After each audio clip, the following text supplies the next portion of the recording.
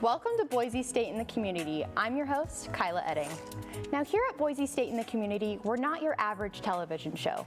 We're actually a service learning class where part of our curriculum is bringing in esteemed guests from Boise State University to talk about their work both in the classroom and the community. Tonight here with me, I have Executive Director of Family Advocates, Jaime Hansen. Hi, Jaime. Thanks for having me here tonight. I appreciate it. Thanks for joining us. Absolutely. So I want to start off by asking you what it was like as a student here at Boise State. You have both your master's and undergrad from Boise State. I do. I was at Boise State for my first 2 years of undergrad, and then I transferred to the University of South Carolina and came back to get my master's degree. So my undergrad is in psychological sciences with an emphasis in race, class, and gender studies, and my master's is in public administration with an emphasis in gender through administration. I think my first 2 years of undergrad are classified information that I can't share any stories from, but everything after that was pretty smooth sailing. Awesome. So you say you kind of didn't really start off in the nonprofit sector. What's the story on how you ended up working in nonprofit for so long? Actually, my very first job was sitting at the top of the slide at the YMCA saying go for a summer. You see some very interesting bathing suits over that course of that job. So that was about 21 years ago, and I have been in the nonprofit sector primarily since then, although I did do food service to pay my way through college, bartending and waiting tables. So this is really all I've known. The nonprofit sector is been fascinating for me because it is selling a legacy.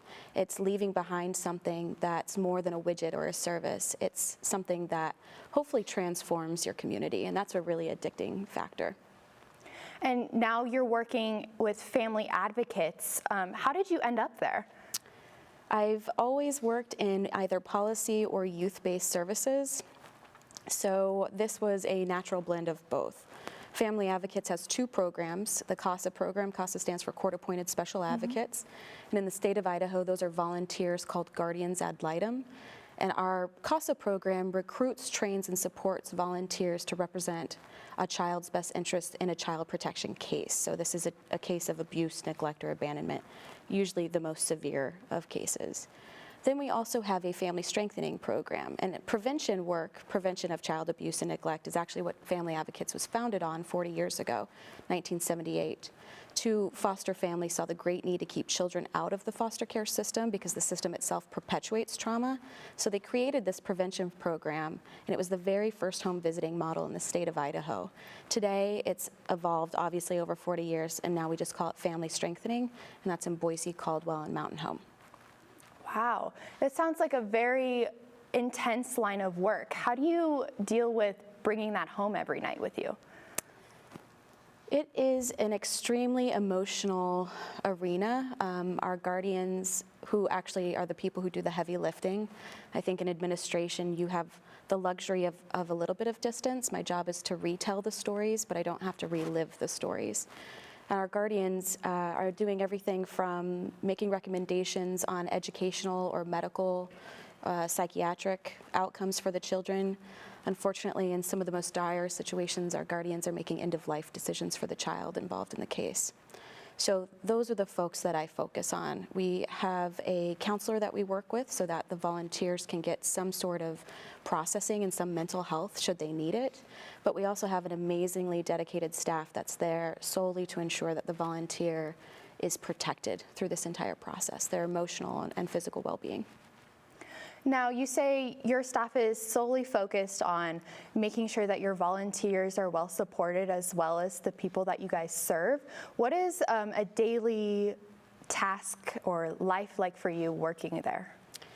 Well, I don't get my coffee till I get there in the morning. That's my reward, step one. But really, it's planning out the day. So my schedule is not a minute to spare. Typically have back-to-back meetings, coordinating folks in different arenas. It could be strategic planning, it could be fundraising. I might be meeting with a donor and sharing a wonderful story about our family strengthening program, and then turning around and speaking to a group about the horrors of physical and sexual assault and the rapid decline of our community here, this system that these rising numbers are affecting every single system here. And then turning around and meeting with the board and educating them on where we're heading and the numbers, what's going wrong.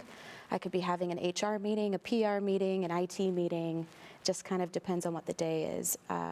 It definitely requires a lot of emotional effort because you're switching hats pretty quickly. Yeah, you sound like you wear almost every hat in a company. How would you suggest someone going into the nonprofit field handle that? I think they should be someone who can compartmentalize conflict with so many stakeholders in the community. So for us, that's judges, public defenders, prosecutors, Department of Health and Welfare case managers, donors, volunteers, board members, other nonprofits. It kind of runs the gamut. Every single person has something to say and some way they can influence your program or your systems. So you have to have a little bit of a thick skin. You have to be able to build relationships quickly and solidly. You need to be able to be truthful and lean into conflict in many situations, knowing that people would much prefer honesty over a nice conversation, because you're all addressing this complex, wicked issue. And if you're not communicating effectively, nothing's going to work. So that's my first step, is can you build a relationship? Can you handle conflict? And can you compartmentalize it so when you go home, are you still focusing on that day, or are you able to give yourself some self-care? It's not easy to do that because we live and breathe this mission. No one works at a nonprofit not believing it, typically. So it becomes a personal passion, and that's difficult to turn off. So someone who can at least recognize their behaviors, their slippery slopes. Now, with this passion of yours, you must have some amazing stories of why you keep going with Family Advocates. Can I hear one of those?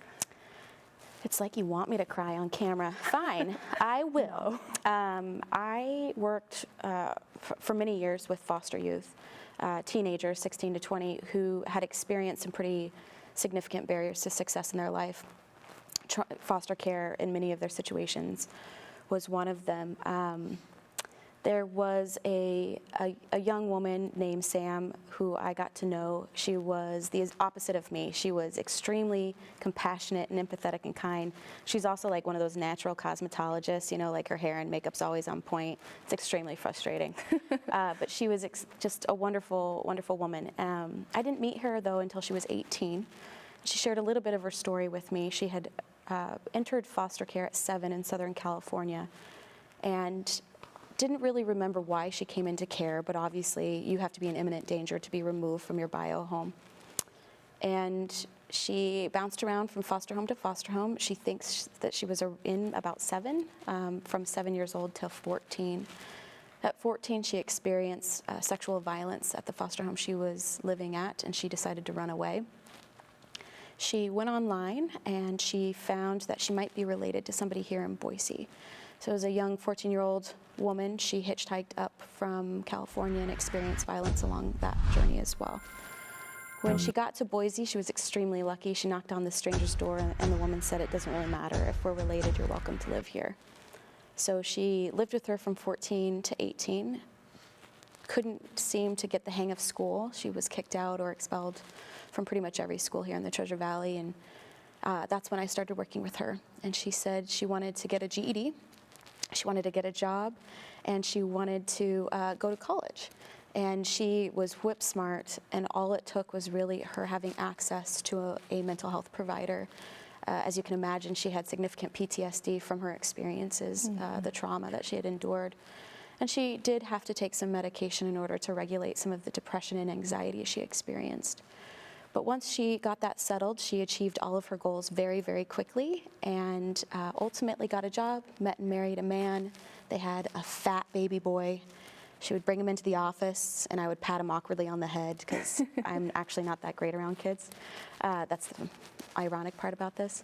But unfortunately, things spiraled in Sam's life, and she didn't have the resources that she needed to be successful as a parent.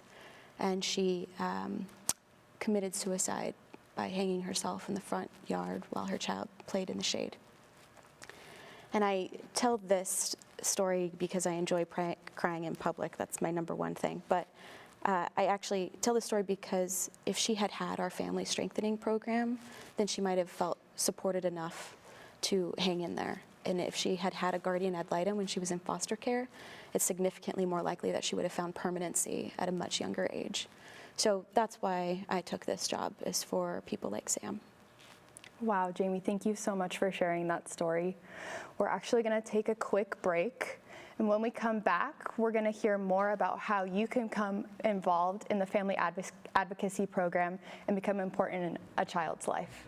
You're watching Boise State in the Community.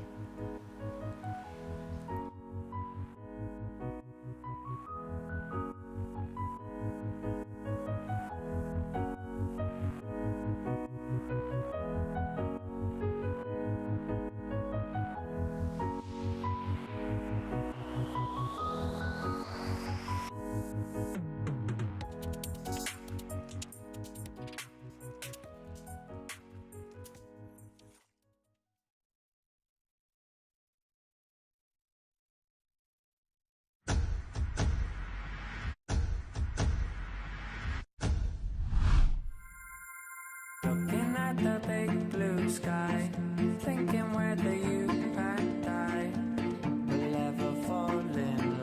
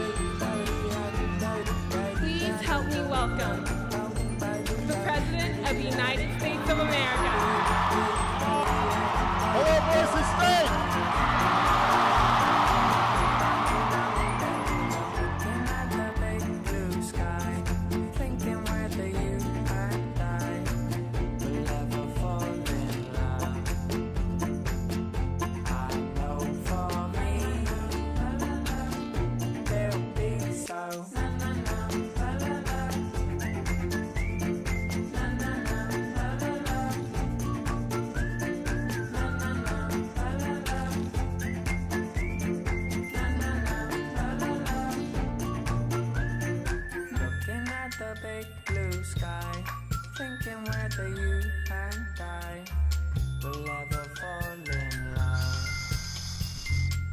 I know for me, there'll be so.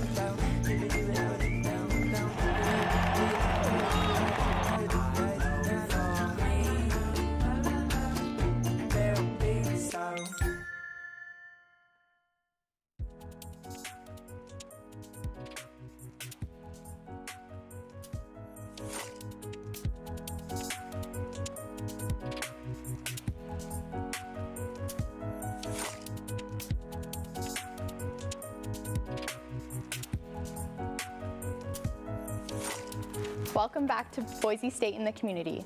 Before the break, we were talking with Professor Hansen about why she is involved with family advocates. She told an amazing story, and I would love to know more about how someone can get involved in this program. We desperately need volunteers across our agency. So as I mentioned earlier, we have those two programs, CASA and Family Strengthening. Family Strengthening needs folks that can work directly with children, again in Boise, Caldwell, and Mountain Home. Those are typically during the work days, around 10:30 or 11 at those locations, although we're trying to find funding for an evening group as well. But our CASA program, again, that's the Court-Appointed Special Advocates program, is in dire need. So we represent the 4th Judicial District. That's Valley County, Boise County, Ada County, and Elmore County. So everything from McCall down to Mountain Home is our territory. And last year, we had 809 children and youth in out-of-home placement. They were deemed in imminent danger and removed from their bio homes. And we only had enough volunteers to serve 355 of those children. So you can imagine how many more we need. So we have about 150 guardians. We would need about 550 to meet the need today. And that doesn't include any growth in our community. And we all know that Boise was like the #1 2019 fastest growing city. Yep, listed again, #1. So if truly 66 people are moving into the Treasure Valley every single day, we're going to need a significant more than that. So we've got volunteer orientation every single week. Folks can check out, we have mornings and evenings, just kind of alternates. They can check it out on our website, familyadvocates.org. That's a great place to learn a little bit more about all of the different volunteer roles to make sure that people are selecting the right one for their lifestyle. And now, what is a volunteer's job expected of them when they apply for the program? Unfortunately, folks have to be over 21, and that's strictly because they have to pass a background check. And if you're 18, you don't typically have a background to check at that point. So over 21, have their own transportation, pass a background check, and then submit to an interview. And the interview is where you get asked quite a bit of personal questions. And what we're looking for is, where are you at in your own personal journey? Because we don't want to extend trauma if you've already, if you're not in a place to take it on. And then a typical day, at least in our CASA program, would be you visit the child a minimum of once a month, or children. Some cases have more than one child. And then you are calling and emailing different adults in those children's lives, and that can be on your own time, evenings, weekends. And then maybe 4 to 6 times a year, you're going to court. And those, of course, are Monday through Friday, 8 to 5, and the judge sets those days and times. We also partner you with an attorney so that you have legal representation in the courtroom. That's also a pro bono and another volunteer opportunity that we need. We need another 100 attorneys, so if you can round those up for me, that'd be great. Well, no matter what your skill set, no matter what your education and experience is, we provide all of the training. We just are really looking for a whole bunch of people that care a lot about children's well-being. Now, if I was interested in learning just more about the program, not really signing up yet, is there something that I could attend that would tell me a little bit more about those experiences? Yeah, that's the volunteer orientation. So bring your list of questions with you and your schedule, because I think that's a really important aspect. Some folks think maybe they've got kids at home, young kids, maybe they're running them around to soccer in the afternoons. Maybe they got school or work schedules to balance. If you don't have some flexibility in your calendar, it may be difficult. So you can bring all of those questions to volunteer orientation. Our volunteer intake coordinator, Beth Norton, can help you solve all of those problems, or even help guide you in a different direction. And now, I was looking on your website the other day, and you have another event coming up. What's that one?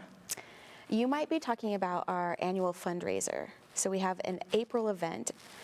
April is Child Abuse Awareness Month, and we have one 1-hour ask. So if people want to give us money, we are a 501c3 tax-deductible nonprofit. We will take all of your cash and or change. It doesn't really matter.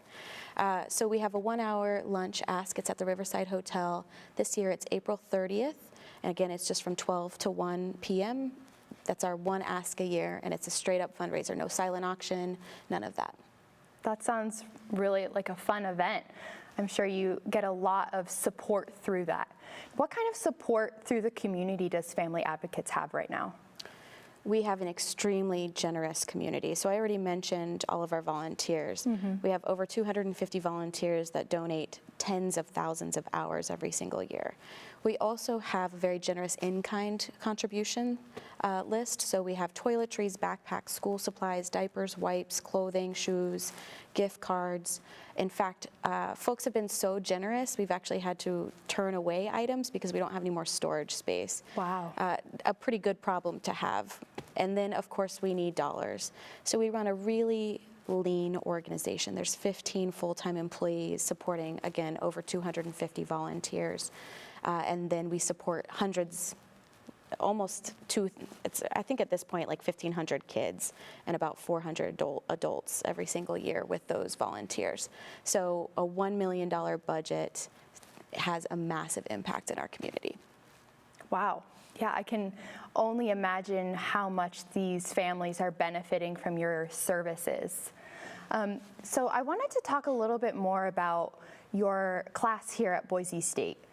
You teach a nonprofit class, is that correct? Yeah, so the last 4 years I've taught Nonprofit Management 240. It's under the College of Business and Economics, and it is a service learning component class, as you all are doing here.